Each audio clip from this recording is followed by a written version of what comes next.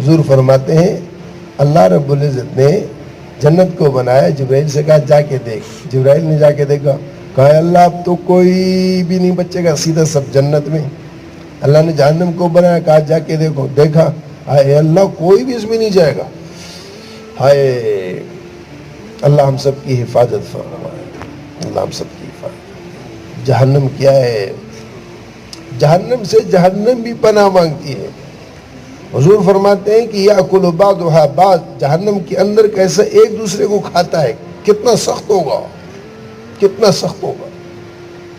اور جب اللہ اس کو دہکائیں گے اور یہ جوش مارے گی تو یہ کہے گی کہ یا اللہ مجھے کھانے کو دے، تو اللہ پاک انسانوں کو، پتھروں کو، جیسے قرآن میں آیا کہ اس جہنم کی خوراک انسان اور پتھر ہیں، تو اللہ پاک پہاڑوں کے پہاڑ اور انسانوں کی یعنی جماعتوں کی جماعت اس میں پھینکے گا اور یہ جہنم کے پیٹ میں جائیں گی اور یہ کہے گی حل من مزید، حل من مزید، اے اللہ اور دے، اے اللہ اور دے، اے اللہ اور دے، اور یہ پھینکتے چل جائیں گے۔ آخر میں اللہ رب العزت اپنا جیسے اللہ کی شان ہے، اللہ کے زیب ہے، اللہ کا مقام ہے، اللہ کا رتبہ ہے، تمثیل نہیں ہے، صرف جیسے اللہ کے لیے اگر کہیں نا کہ اللہ کا ہاتھ، اللہ کا چہرہ، اللہ کا پاؤں، یہ صرف سمجھانے کے لیے اللہ ان چیزوں سے، جیسے ہمارا ظاہر کے اعتبار سے اللہ ان سے پاک ہے، لیکن اللہ کی شان جیسے ہو، ہماری عقلوں میں نہیں آتا، ہماری رسائی نہیں ہے، تو اللہ رب العزت اپنا قدم مبارک اس جہنم پر رکھیں گے، تب جا کر اس کی بھوک مٹے گی،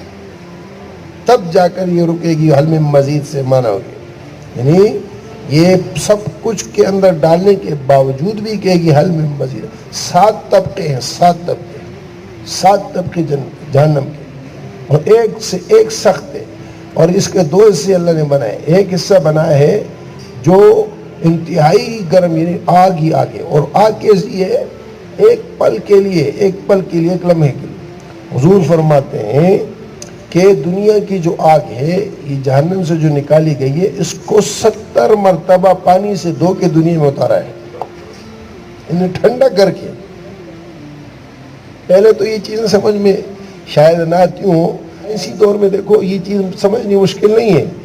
ہیٹ، تپش، آگ کی گرماش، اس کو اوپر کرنا، نیچے کرنا، اللہ پاک نے اس کو آسان کی ہے۔ اب دیکھو اسٹیمر کی بھٹیاں ہیں، ان کی ہیٹ کتنی ہوتی ہے؟